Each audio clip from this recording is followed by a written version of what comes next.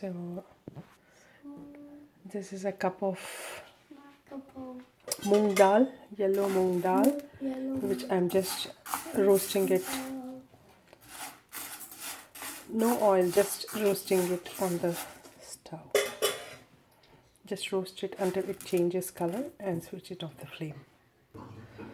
This is 1 cup Mung Dal, which I washed, dry roasted it and washed and soaked it for half an hour. That way it cooks faster. And these are 3 tomatoes chopped, and it's 1 bunch of spinach cut into small pieces, and then I've cut 1 onion, sliced 1 onion, fresh coriander, 2 chilies just cut into halves, and that is curry leaves.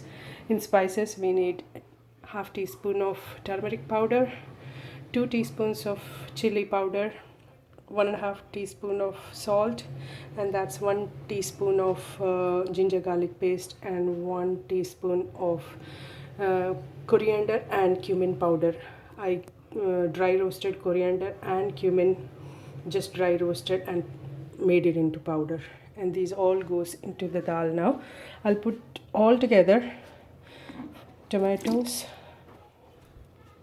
and this onion, coriander, chilies and curry leaves. And goes in spinach as well. This is a 1 pot dish, so everything goes into it, and I will switch on the flame and give it two or 3 whistles until the dal is. It can be done in a pot as well, but this way it cooks faster in the pressure cooker.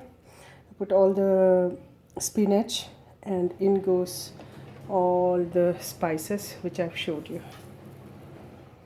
And I'm just putting this onto the stove now. Switch on the flame.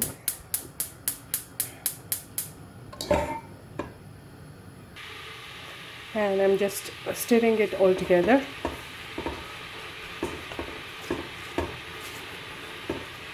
Stir it nicely. We need some more water, but I'm just boiling the water in a kettle so that it cooks faster like that. Until the kettle boils, I'm just mixing all the dal, spinach, all the tomatoes, onions and everything.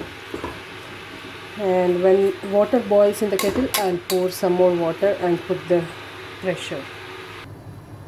Now I poured some water into it. We are eating it with rice today, so I poured a little bit more water so that it comes into a runny consistency like a soup. I'm not making it as a thick dal, so because we are eating it with rice. If you are eating it with naan or chapatti, I make it a bit thicker dal. And now I'm going to close the lid of the pressure cooker and put the whistle on and cook it for 2 whistles. So now I put the whistle on and the stove is on.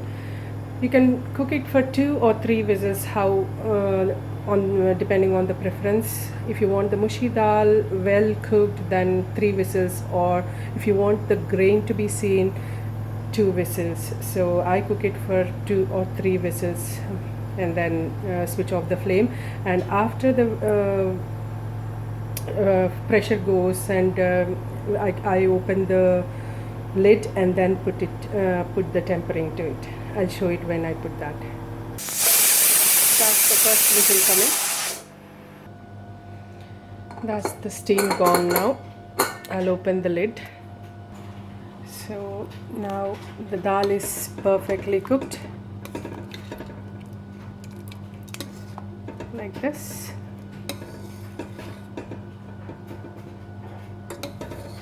The spinach and moong dal, and now I'm going to do a tempering with little bit of oil and all the tempering mix which I'm going to show you now. Now the ingredients used for tempering are 2 tablespoons of oil. It's heating up right now, and a teaspoon of cumin seeds, a teaspoon of mustard seeds, 2 red chilies. I'll break them into 2 halves, and 2 garlic cloves which I've cut into small pieces, and this is asafoetida. It helps in digestion of any lentils. I'll put a pinch of it while tempering. So now I'm putting a teaspoon of mustard seeds. Let them crackle.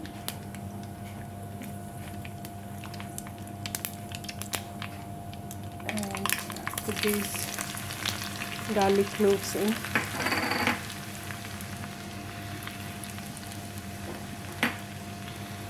And now I'm going to put some cumin seeds.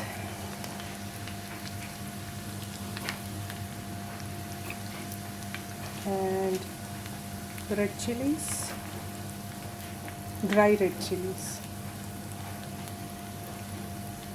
Let them fry, and I'm just going to drop in a pinch of asafoetida.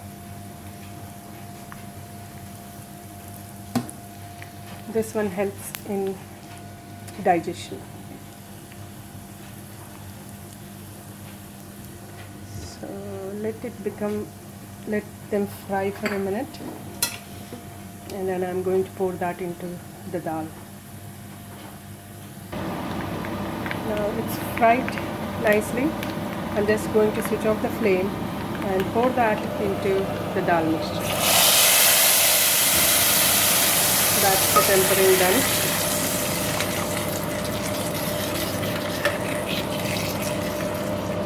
It gives a very good taste after you temper the dal. That's it. And you can eat it with chapatti, you can eat it with naan, chapatti, rice. We are eating it today with the rice, so I made it a bit runny. That's it. I dished it out into another container, and our spinach and mung dal is ready to eat. Thank you.